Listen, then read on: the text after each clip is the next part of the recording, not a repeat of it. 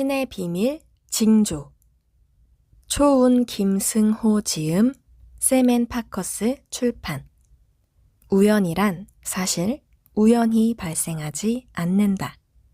페이지 199 착한 사람은 왜 잘 살지 못하는가? 전래동화의 결론은 대부분 착한 사람이 복을 받는다다. 흥부와 놀부도 그랬고 콩쥐와 팥쥐도 그랬다. 자, 정말 착한 사람이 복을 받을까? 동화를 다시 떠올려 보면 흥부는 착했고 그래서 복을 받았다. 어쨌거나 권선징악 스토리다. 그런데 흥부는 과연 착해서 행운을 맞이한 것인가? 이 질문에 대한 답은 좀 애매하다. 오늘날 우리 사회에 무수히 많은 부자가 있다. 그들이 착해서 부자가 되었는가? 오히려 그들을 나쁘게 생각하는 사람이 더 많지는 않은가? 물론 그들을 공연히 미워하거나 시기, 질투할 필요는 없다. 그런 경우를 제외하고 순수하게 생각해서 여러분은 부자들이 착한 사람이라는 증거를 본 적이 있는가?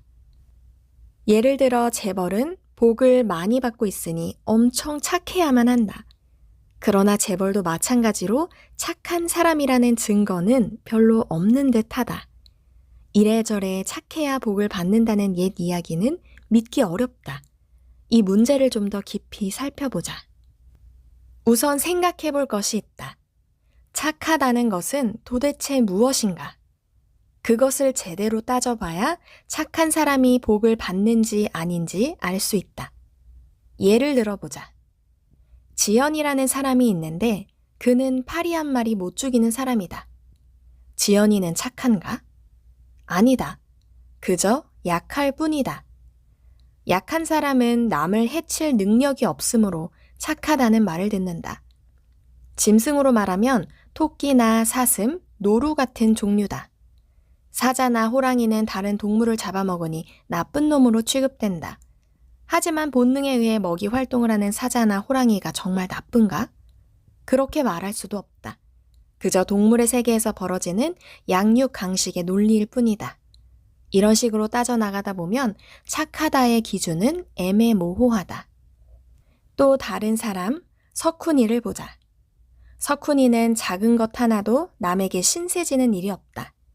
그리고 남을 돕지도 않는다.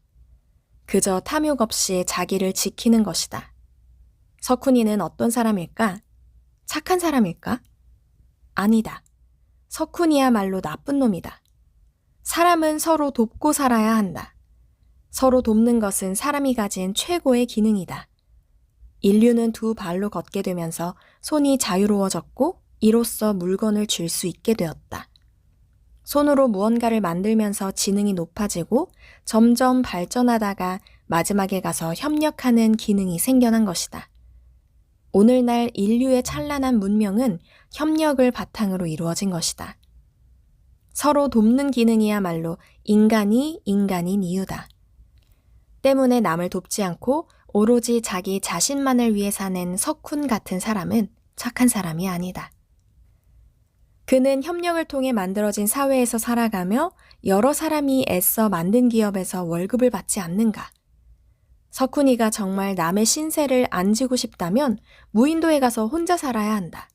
그러므로 그는 결코 착한 사람이 아니다. 혹여 석훈이가 무인도에서 홀로 살아간다면 그것이 무슨 의미가 있겠는가?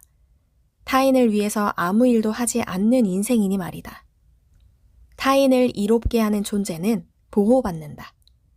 그렇다면 도대체 어떤 사람이 착한 사람일까? 일일이 따지자면 한이 없다. 그래도 간단히 얘기하자면 착한 사람이란 착한 일을 하는 사람이다. 착한 일이란 남을 도와주는 일이다. 여기서 생각해보자. 나는 착한 사람인가? 이는 당신이 타인 혹은 인류를 위해 무슨 일을 했는가를 묻는 것과 같은 질문이다. 나 자신만을 위해 열심히 살아왔다고? 남을 해치지 않았다고? 그건 착한 것이 아니다. 착한 것은 남을 돕고 누군가를 구원해주고 주위 사람을 사랑해주고 타인에게 이익을 주는 것이다. 여기서 중요한 것은 사람에게이다. 동물은 끔찍이 사랑하면서 사람은 전혀 사랑하지 않는다면 이는 매우 나쁜 행동이다. 자, 이제 착하다의 정의를 간단히 이해했을 것이다. 남을 도와주는 것이다. 그렇다면 남은 질문은 이런 사람이 복을 받는가다. 그렇다. 그렇다고? 그런데 왜 착한 일을 한 사람이 잘 살지 못하는가? 여러분 자신에게 물어보기 바란다. 여러분은 얼마나 착한 일을 하면서 살았는가? 즉, 얼마나 나 자신만이 아닌 인간을 이롭게 하며 살았는가? 조금 했다? 이 정도로는 하늘이 주는 복을 기대할 수 없다. 사람이 조금 착한 것은 그저 인간으로서 의무를 다한 것뿐이다. 조금 착한 것은 사람이면 누구나 그래야 한다. 복을 받으려면 인간을 위해 많은 일을 해야 한다. 그런가? 그런데 그런 사람도 별로 잘 살지 못하면 이는 어찌 된 일인가? 세상에는 매우 좋은 일을 하는 사람이 많은데 그런 사람들이 모두 다 잘 사는 것은 아니다. 오히려 제대로 된 행운을 누리지 못하는 사람들이 대부분이다.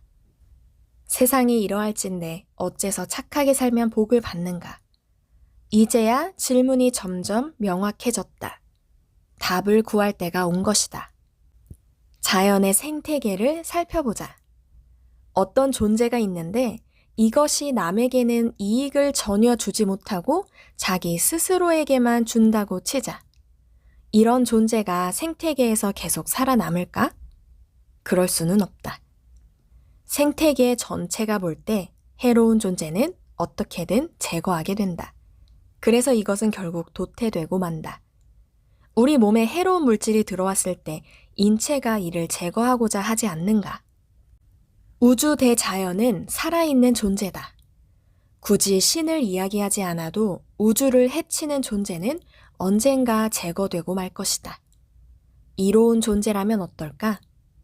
이는 생태계가 보존하려고 애쓸 것이다. 그래서 오랜 세월이 지나면 그런 존재는 진화한다. 사람도 마찬가지다. 세상에 이로운 사람은 그 이유 때문이라도 생태계가 그를 좋아하고 돕고 보존시킬 것이다. 조금 다르게 얘기하면 세상에 이로운 사람은 하늘이 그를 도울 것이다. 하늘이 착한 사람을 돕는 것은 천지대자연의 섭리다. 다만 하늘이 언제 돕는지는 알 수가 없다. 그러나 은행에 돈을 저축해 놓은 것처럼 착한 사람은 하늘의 행운을 저축해 놓은 것과 똑같다.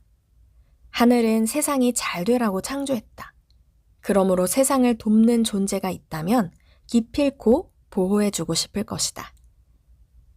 착한 일을 하면 반드시 복을 받는다. 강태공이 말했다. 선을 축적하는 집안은 남은 경사가 있다. 이것은 좋은 일은 반드시 보상을 받는다는 뜻이다. 그리고 좋은 일을 하면서 사는 사람은 여간해서 재앙을 맞지 않는다. 좋은 일을 하면서 운을 저축하라. 행운이 좀 늦어지더라도 만기가 올 때까지 인내심을 가지고 기다려야 한다. 큰 행운이 아니면 어떤가? 적어도 재앙이 오지 않는다는 것을 위안으로 삼으면 된다. 그런데 좋은 일을 하면서 매번 하늘의 그 보상을 원한다면 어떨까? 이런 것은 좋은 일이 아니다. 하늘을 상대로 흥정을 하겠다는 것이 아닌가? 대가를 바라거나 목적을 가지고 한 일이 아니라 무심코 한 좋은 일이 커다란 행운으로 돌아오는 법이다. 그게 하늘의 이치다.